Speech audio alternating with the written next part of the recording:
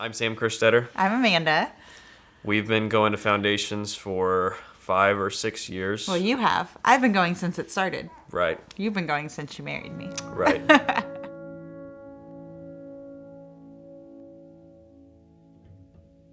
We started trying to get pregnant, and it was month after month of disappointment.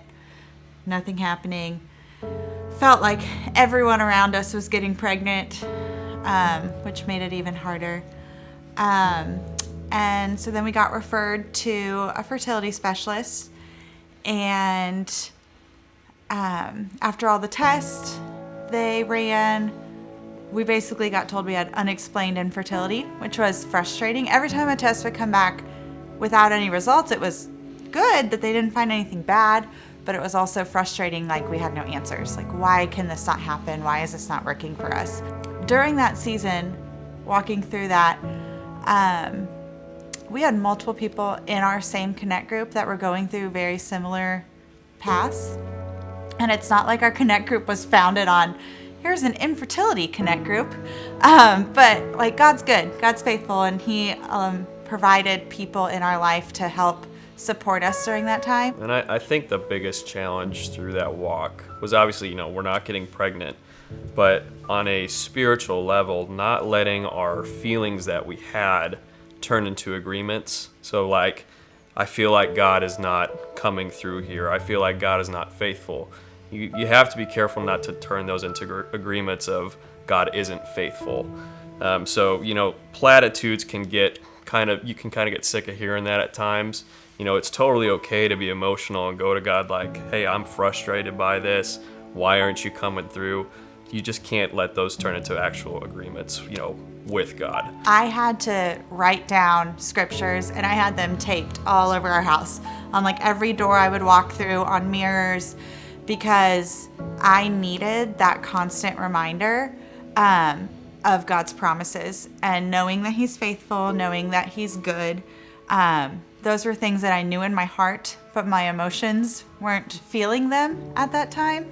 And so I needed them literally in my face all day, every day, as a constant reminder, so that my emotions didn't take over what I knew in my heart about the goodness of God. So we moved forward with treatments.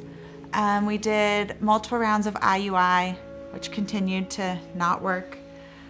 So finally we took the leap and did IVF.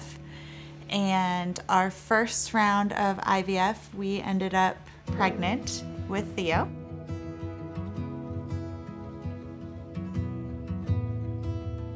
Everything was said and done, and we had Theo, and we got pregnant. We have 2 frozen embryos still from our IVF, the first round. So we got to the point where we were like, probably ready to think about, having another. So we weren't really sure what the steps would be the next time around. So we called our fertility doctor, went in and had an appointment just to talk about the steps for transferring another embryo. And she went ahead and sent me for some baseline blood work just to kind of see where everything was at. And surprise, I was pregnant. The most shocking call of my life when she called me the day after my blood work. I was driving the car. I don't even know. I think I almost blacked out and could not believe that news. So now we got little Cal.